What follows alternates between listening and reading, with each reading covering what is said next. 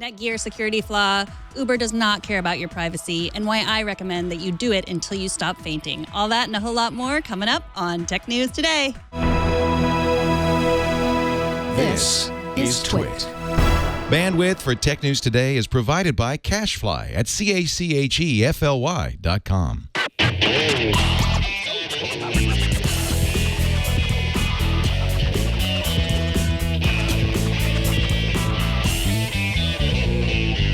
This is Tech News Today, episode 1659, recorded Monday, December 12th, 2016.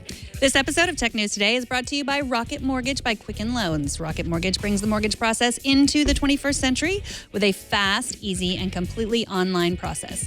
Check out Rocket Mortgage today at quickenloans.com/TNT. And by Grasshopper. Stay connected and run your business from your mobile phone with Grasshopper. To save $50 on your order, visit trygrasshopper.com/twit. Welcome to Tech News Today. This is a show where we talk about everything you need to know about technology. And we are the George, Bailey, and Clarence of Tech News. George. Do your Bailey. Googling. They're from It's a Wonderful Life. Oh, okay. I wondered if you were going to go there. Jason has not seen and needs to see. Clarence is the angel. Okay. See, I'm trying to think. Like, I would be very surprised if I've lived my entire life and never once seen It's a Wonderful Life. But I have the only recollection I ever have of it are the clips that you see all the time played in other things. It's not like I remember it from a beginning to end perspective. And it's certainly not a movie that like we watched all the time in our household. So it's very possible that I haven't seen it. I certainly don't recognize those names. Well, we're all glad that you were born, Jason. Thank you. It's good to be here. I should watch it and then I'll know exactly what you're talking about.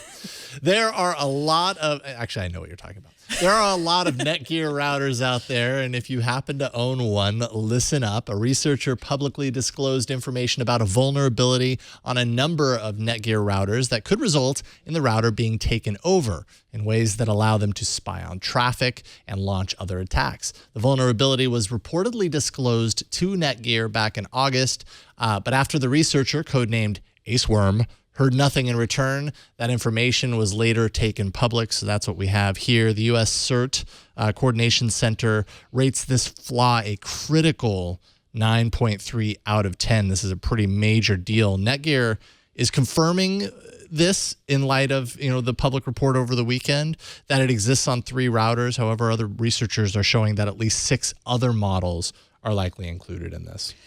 Yeah, this is not good news. They didn't.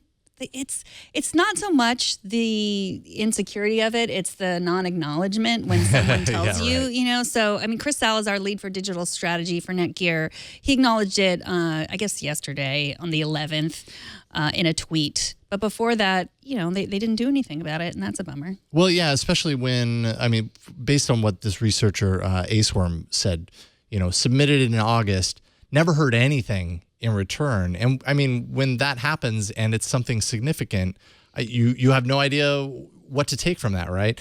Did the right eyes see it? Did they see it and decide not to do anything? Did they see it and they're actively working on it, whatever? Or did it just go to spam? You know what I mean? Have a hard time believing that something like that probably might have gone to spam. But yeah, it's kind of disappointing when something like this happens and there is no at least acknowledgement to the person that reported it, because then they know, and maybe something could be worked out. But maybe this is the best way to make everybody aware. What this does allow for is owners of the however many routers there are at this point that are affected. Those owners, there's a string that they can run in their browser to check to see if this vulnerability exists. And if it does, right now there's a way to disable it.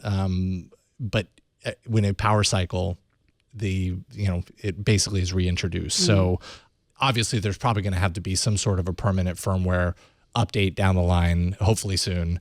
So that you don't have to worry about, did my router reset itself? And if so, I need to do that thing again so it doesn't get taken over. Yeah, another solution would be to get a different router, maybe not from Netgear. Yeah, that's a good idea. That's also an option.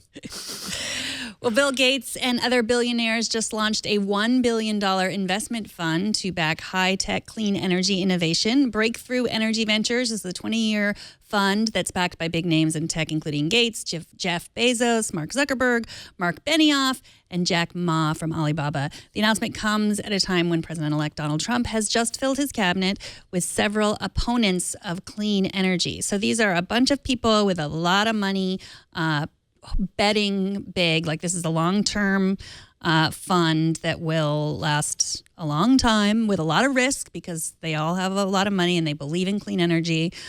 And I think this is awesome. And the long term seems to be what's like critical here, because there was a MIT study that estimated between 2006 and 2011 VC funding in clean energy was somewhere around $25 billion. More than half of that ultimately lost because in the kind of, I don't know, in the kind of institutional investment world, you know, they put in a lot of money, but they hope for quick returns. They hope for something to happen in the next couple of years and to see kind of that return on their investment, whatever. And basically what Bill Gates and the other investors of this group are saying is this is not a short-term thing. This is the kind of thing that you put the money in and you wait a long time to really see the fruits of those efforts. One thing I really like about this and kind of other things that we're starting to see, it gives me at least a little bit of hope, is just the sense that if in the Donald Trump administration there is less emphasis on clean energy and there's a peeling away of certain things that have been put in place to encourage that up to this point, at least those who have a lot of influence in, let's say, the technology, you know, sphere and have the money to back it up, if they're still dedicated to it, even though kind of the presidential cabinet is not, that gives me hope that, you know, that those efforts aren't totally lost in that regard. Right. The presidential cabinet or the president who says nobody really knows if climate change exists. So there are 5 challenges: electricity, buildings, manufacturing, transportation, and food. All those things use a lot of energy. And so renewable energy, let's hope that this does some good in the long term. Yeah. I mean, 1 billion versus the 25 billion that that MIT study tracked. 1 billion just feels so small. At first, I saw 1 billion. And I was like, wow, that's great. Let's see. This is going to make big change. And then I saw that and I was like, oh, okay. Well, they're investing 1 billion. Yeah, that's true. That's, I mean, you know, over the long term. Sure. Yeah. Yeah. Big hopes. Bluetooth 5, that's the sequel to Bluetooth 4 Electric Boogaloo, launched today. And once the standard begins to hit devices sometime in the next 6 to 12 months, users will begin to experience some big improvements over the previous standard. Bluetooth 5 devices will hit 2 times the speeds of before and up to 4 times the distance of what Bluetooth devices can currently achieve. I feel like those are the 2 major sticking points of Bluetooth right now is, you know, it's just not as fast. And especially range. Range is almost the number one reason why I am hesitant to want to use Bluetooth in so many reasons, because I feel like the range just sucks so bad and it's so kind of unstable. You might be connected, but you never know whether you're too far and that connection breaks, and it just makes things more complicated. So where in what case do you not use Bluetooth because you're worried about range? Well, even in short range, like if I'm using Bluetooth, for example, if I have a speaker, a Bluetooth capable speaker, and I'm connecting to it from my phone via Bluetooth, it doesn't always stay connected. It's not always a seamless connection, you know, even though they're like super close together. And I just assume, oh, well, that's going to be close enough. In a perfect world, it would be really nice to be able to have the device if I was streaming something to a speaker, let's say, and not have to park my device right on top of the speaker for that to happen. Like, to have it with me. And so in that case, I guess range would be kind of nice. Yeah. I mean, I think for me, more than range is just the stability of it or the pairing, you know, just it's like sometimes it works, sometimes it doesn't. And you never know. Am I doing something wrong? Is it not turned on? Is the battery out? And I find that a lot, you know, in Bluetooth headphones mostly.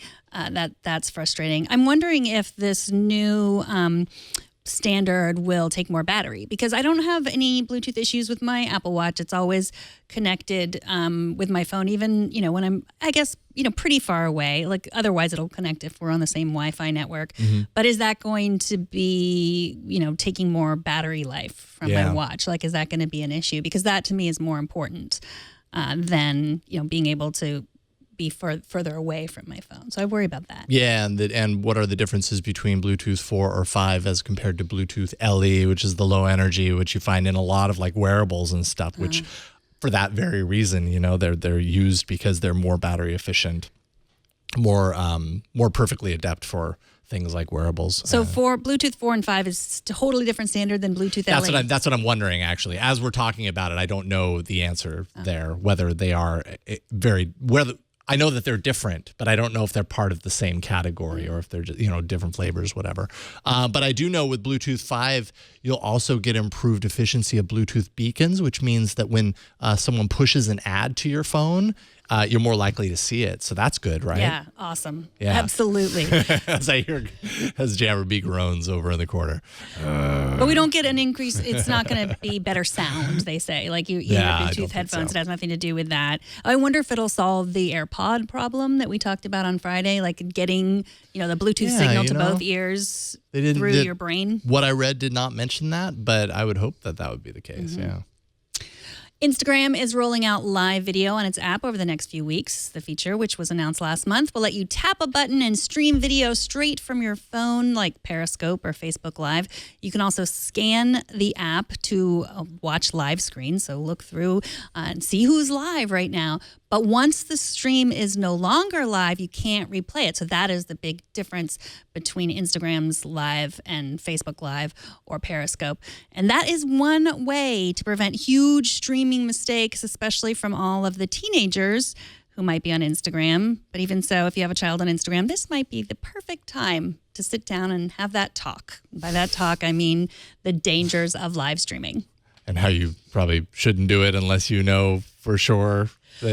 Well, like, don't do it if you think your mom's going to walk by behind you in her pajamas. Okay. Yeah, that's a good starting rule. That's one. I've got 19 other ones. Got them all written out on a live streaming Declaration of Independence. Yes.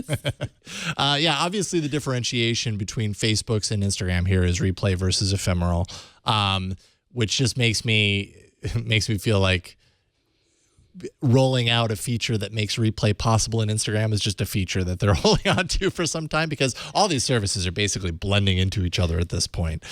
So that's a feature for another time. We'll probably see it at some point. Who are we kidding? Yeah, I know. But I mean, I just think that this is, I've worried about this since Meerkat. That was the first one that did this, like, in the hands of kids. And that, I haven't heard anything major. There's all kinds of problems with live streaming.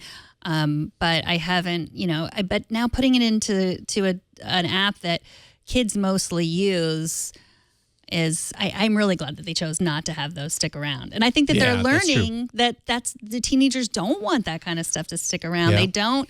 They just want to connect like they're having a phone conversation, and they don't need to archive their lives like we do. Yeah. I mean, especially, and this makes perfect sense for Instagram, which seems these days to be really emulating the feature set of Snapchat, and it's Facebook's Snapchat essentially is what it's turning into. But before we move on, Facebook also is launching a new 360-degree video, live video. So it's called... get ready for it. Facebook Live 360. Yeah, that makes sense. And they're going to start tomorrow, I guess, with a live 360-degree feed from National Geographic from the Mars Desert Research Station, which is like a staging area for research on what it would be like to live on Mars, which sounds awesome. kind of interesting. But so that'll be kind of like the kickoff of that. And over the coming weeks, people will be able to do their own live 360-degree streams. So that's kind of cool. And definitely differentiated from Instagram. We should do Tech News Today in 360. I think we talked about it before, in the back of our heads. Yeah, that sounds exciting. Microsoft says its new Surface lineup is selling like gangbusters with record sales through the month of November. The company says that consumers were genuinely disappointed with Apple's new lineup of MacBook Pros. And as such, Microsoft is seeing more switchers from Apple hardware than it's ever seen before. Their words. That's further helped by its MacBook trade-in program, which again, the company says was its best ever. So this is totally like a little marketing update. No numbers at all to speak for as far as that's concerned. But but at least to a certain degree, kind of confirms how I felt, anyways, when we saw one day the Microsoft announcement and then the next day the Apple announcement. It just seems like for a certain group of people, let's say people who want a really nice professional device or whatever, really seems like this time in this competition, Microsoft has came out with a more compelling option. Yeah, I mean, in terms of the Surface Studio, Leo loves his Surface Studio. It's cool. I'm jealous of it. Every time I see him using it, I'm like, oh, I want that. And to hear him talk about it is hilarious because it's like, oh, it's underpowered. It's not fast enough, but it is the best computer I've had. So it's just like there's something about it that he loves and others too. And then the Surface Hub also is doing well. And I don't know if you knew this, but you can do a Surface Hub try and buy for select retailers. You can try it. This is for businesses and enterprise customers. Keep it around for 30 days. See if you like it or not. That's the Surface Hub, the giant one for. Yeah. But I think we need a Surface Hub. Yeah, I think we do. I think we need to try and then buy a Surface Hub. I do think before we move on that what's interesting here is this whole idea of ecosystem lock-in, which I feel like for years, anyone who's been using anyone that has a chosen platform and they've been using it for 15, 20 years, however long it is, I mean, this kind of proves, at least to a certain point, that that's not a 100% lock-in, right? Like at some point, if the other side is doing something compelling enough, it's influential enough to that person to say, yeah, I've spent all this time on this one system. Now I'm seeing enough on the other side that it makes sense for me to jump over and experience it. It also speaks highly of Windows 10 that users are willing to make that jump for the software as well. Absolutely. And the promise, it's not like, I am in the Apple ecosystem, but I will tell you that my iPhone and my MacBook do not seamlessly work together. Right. That's just like, there's always an issue. Like, yes, my Apple Watch is supposed to open my laptop. It does it maybe 9 out of 10 times, maybe 8 out of 10 times. Obviously that's not a huge, oh, poor me, I can't open my laptop with my Apple Watch, the troubles. But I think that people kind of understand that, oh, I could continue to use an iPhone and then maybe also get, a Surface Book or, a Surface Studio and still be okay. For sure. After the break, Uber might have let employees track Beyonce when she used the ride-hailing service. Nate Cardozo from the Electric Frontier Foundation explains. But first, let's take a minute to thank Rocket Mortgage by Quicken Loans, the sponsor of this episode. If you've gotten a mortgage or refinanced your house lately, you know just how old-fashioned it feels. Rocket Mortgage brings this mortgage approval process into the 21st century. It's fast, powerful, and completely online. Rocket Mortgage has taken all the complicated, time-consuming parts of applying for a mortgage out of the equation. You don't want a mortgage that you cannot afford. We've been through that. You do not want to do that again. Rocket Mortgage helps you figure out how much money you can spend, and you can do that in the privacy of your own home. With Rocket Mortgage, you can easily and securely share your bank statements and pay stubs and the most accurate numbers, and you can do all that with a touch of the button. That helps you get approved in just minutes for a custom mortgage solution that's been tailored to your unique financial situation. Even better, with Rocket Mortgage, you can do all of this on your phone or your tablet. It's a quick online process that you can manage from the convenience of your couch.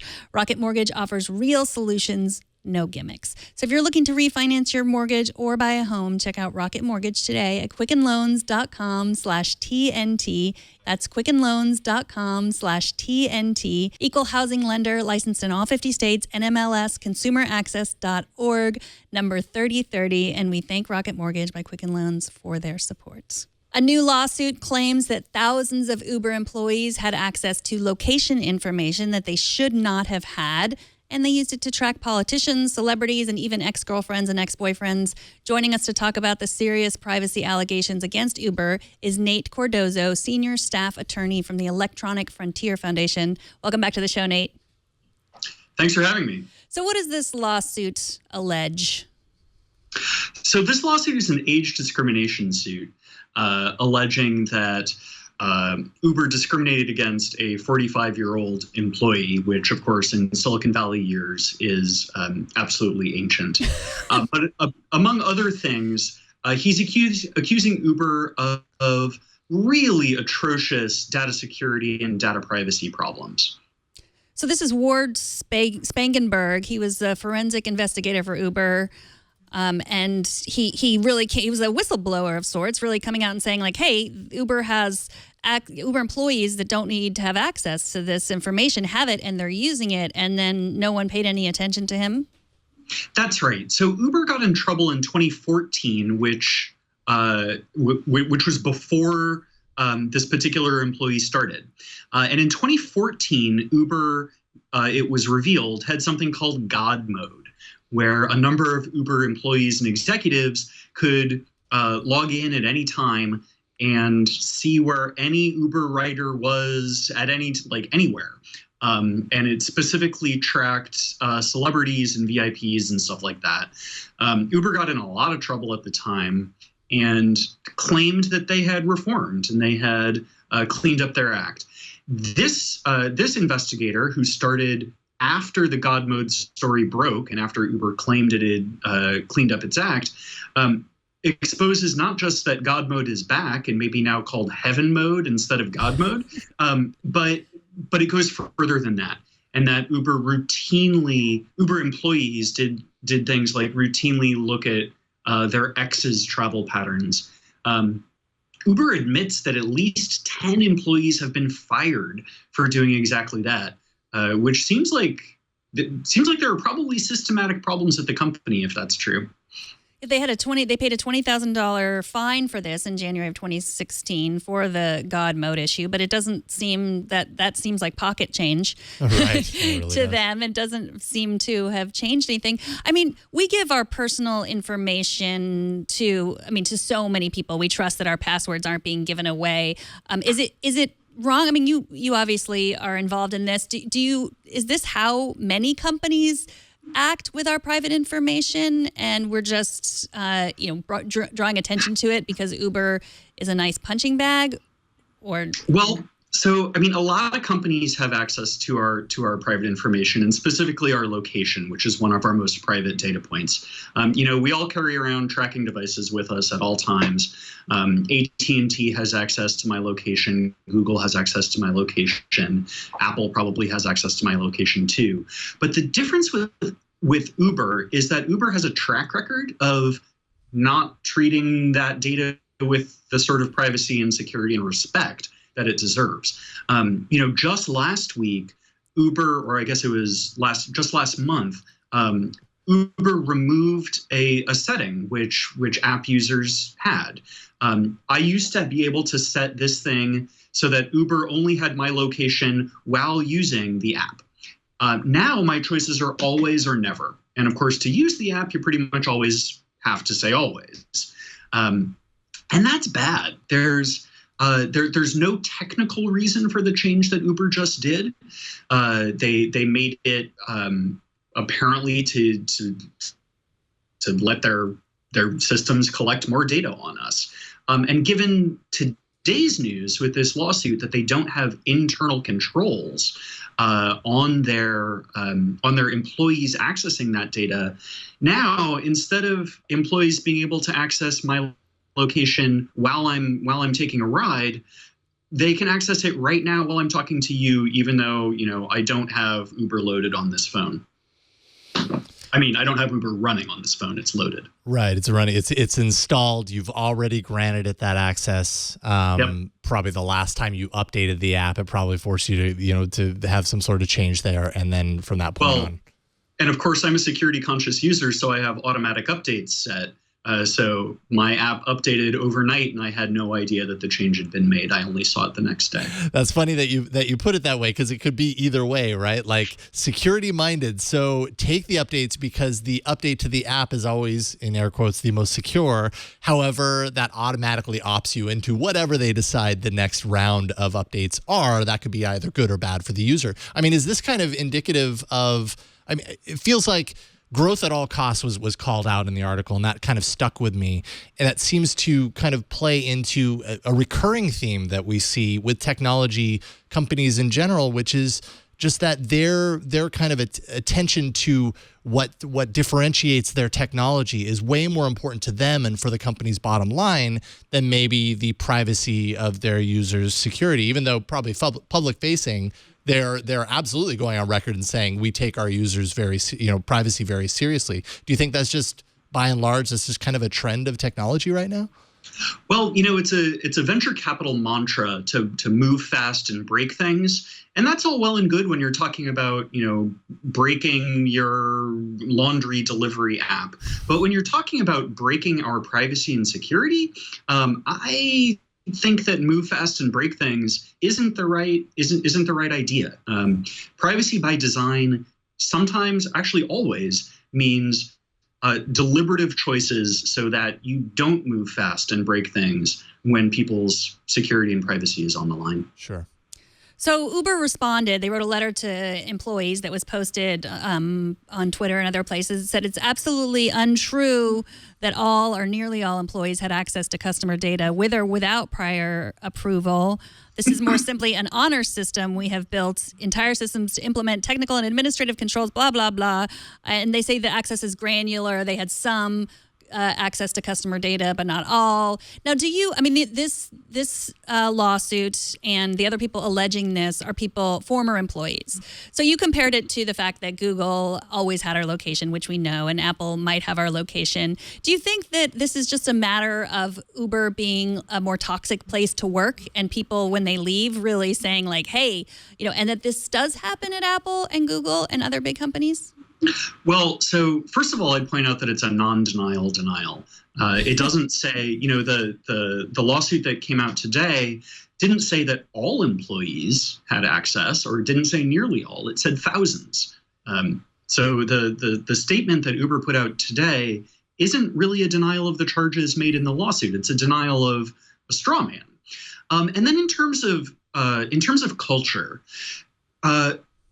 Google, until recently, until the last maybe 5 years, definitely thought of itself as a startup, and definitely thought of itself in that agile development. And it's only been in the past few years that Google has started seeing itself for what it is, which is a behemoth.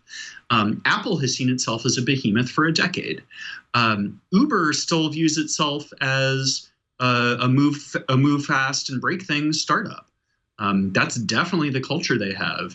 My friends who have interviewed there say that it's a nights and weekends kind of place. It doesn't view itself as the big company that it is. And I don't know if there just aren't adults in the room making decisions. Sure seems like that.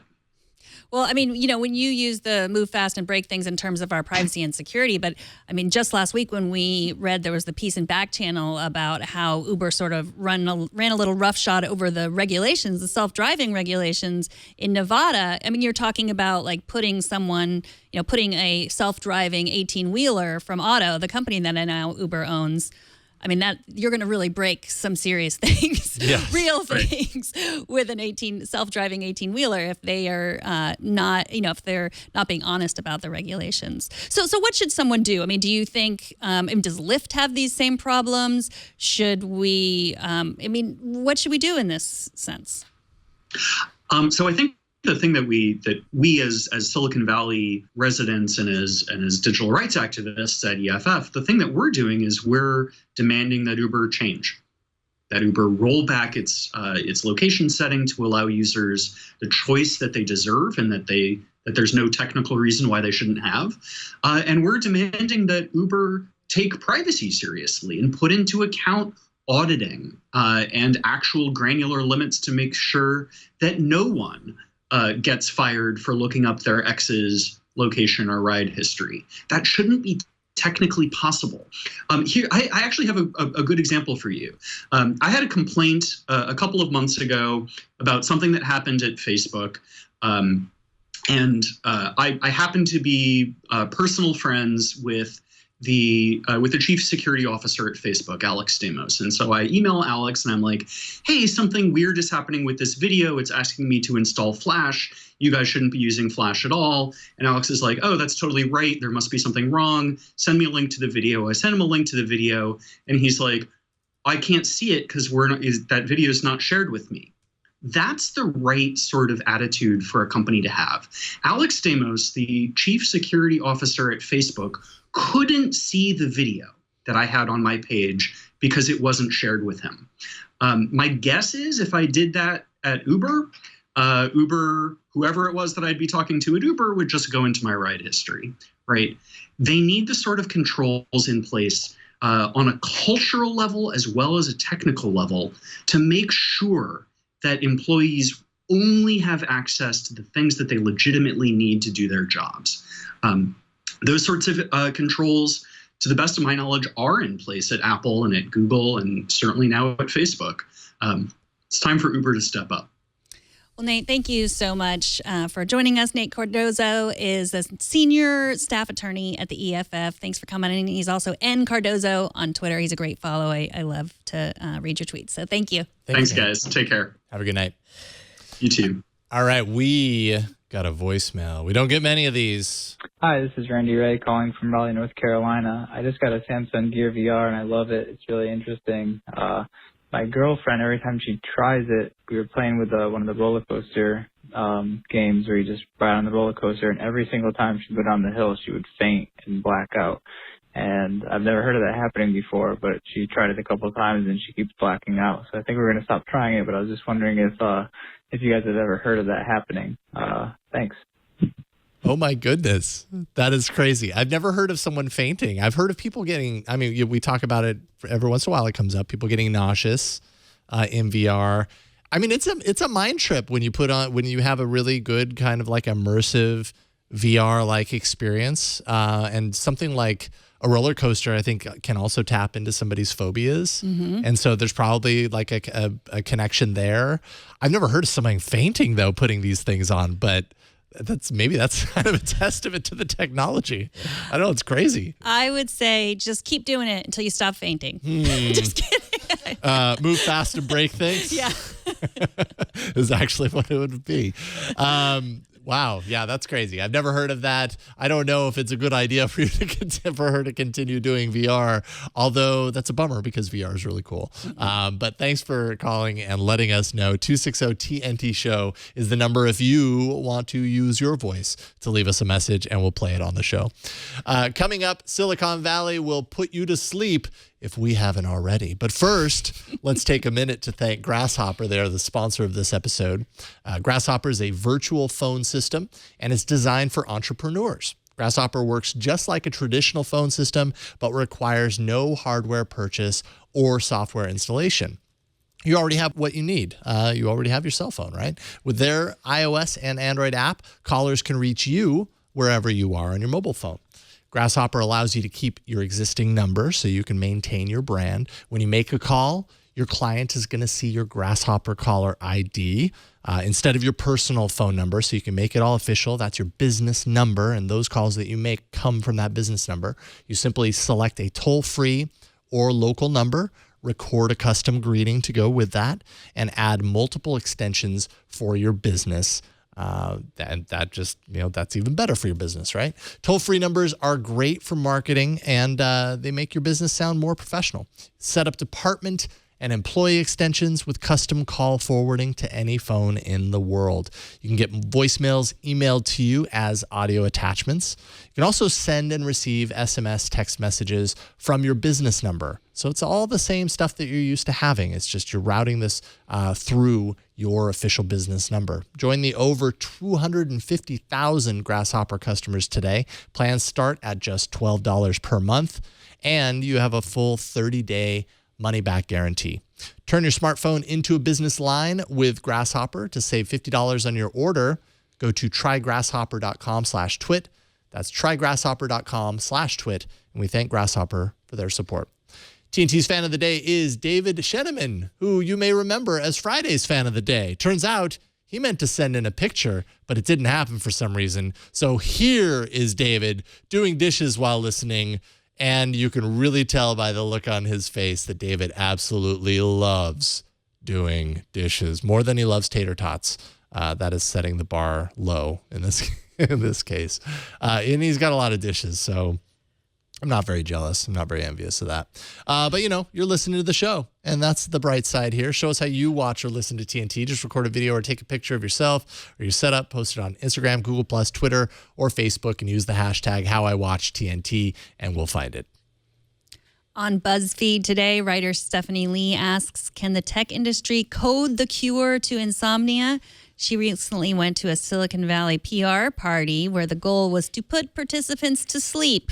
Not really put them to sleep like dogs, but to help them sleep with apps, wearables, other devices that might be the cause of our insomnia. Lee says the workaholic ethic in Silicon Valley is also partly to blame. So what do you think? How do you choose between your phone and your pillow, Jason? I'm trying to choose the pillow a lot more than my phone these days. I don't know. I think the way that I choose is not more technology, it's less technology. Using technology to get better sleep, I don't know if I'm sold. Yeah, I don't know if I am sold either. Same way of like using technology to meditate, like using an app to meditate or using that little device that, I had that you attach to your head to meditate. Meditating with like a guided walkthrough, I get that because there's some sort of instruction, there's some sort of path that you follow. Putting on a device and expecting, it just feels so snake oil to me. Like, put on this device, it will tap into your brain waves, and suddenly you will have the best sleep you've ever had. Well, this was also like this at this PR party. They also had people reading them stories too. So like that's part of the Calm app. You can have someone read you a bedtime story. Okay. I love to be read to sleep. If someone just talks to me, then I fall asleep immediately. When was the last time anyone ever read me to sleep? I must have been a kid. Has this happened at all recently in your grown-up adult life? Someone's read you a book to sleep? Well, maybe they should. This is a service. We're figuring out there is a service. There is a need for grown-ups to get stories read to them so they can fall asleep here. I came into this story doubting it, and I walk out an entrepreneur. Well, do you ever listen to audiobooks to fall asleep? No. No. There was a time in my life when I would listen to music to fall asleep, but now I can't do that. Now it's like white noise. The only technology I actually use is white noise. And I don't use that every night. But when I do, it's nice. It's soothing. Even if it's like waves or something like that, there's too much like there for me to lock onto. It's got to be like static. I don't know if you call that technology, but it is what it is. Maybe we should make a question of the day. Yeah, let's do it. Use technology to help you sleep. TNT at twit.tv. Let us know what technology helps you sleep or what technology keeps you up at night. Do you watch TV as you fall asleep? Me? Yeah. No, I never have done that. Yeah. See, that doesn't work for me either. Of course, we don't have a TV in our bedroom, so that doesn't work. But you don't need that anymore to watch TV. No, that's true. Because how many times have I sat in my bed looking at my phone going, So, See, that's the problem. I'm trying to eliminate that so that when I get into bed, it's because I'm shutting my eyes. I'm going to go to sleep, and I'm not going to look at my phone for 20 more minutes. I hope some people fall asleep to us talking. Yes, and then wake up and rewind and listen to what you missed. Right, exactly. Or we permeate their dreams. It's the best Tech News Today episode they've ever had because they were flying. TNT records live every Monday through Friday at 4 p.m. Pacific, 7 p.m. Eastern, 11 p.m. UTC at twit.tv/live. You can be part of this show by emailing us at tnt@twit.tv. You can leave us a short voicemail like we got today. I love that. 260-TNT show. And you can find us on Twitter. We're at Tech News Today TV. And if you have gotten this far in this episode, then I want you to show your allegiance to Twit with our new Twit Army gear. You are part of the Twit Army if you got all the way here. These shirts and hoodies are designed by the Twit staff. Anthony made the logo. It's awesome. They come in a variety of colors. If you order before December 15th, which is coming up, the shirts will arrive before Christmas. All you have to do is go to teespring.com/twit, order yours today, and find all the ways to subscribe to our show at twit.tv/TNT. And if you want to tweet at me, I'm at Megan Maroney. And I'm at Jason Howell. Thanks to our technical director, Kevin. Also our editor, Kevin. Thanks to Jammer B for scrolling words on the screen, helping out here in the studio. And thanks to you for talking tech with us today. We'll see y'all tomorrow. Bye, everybody.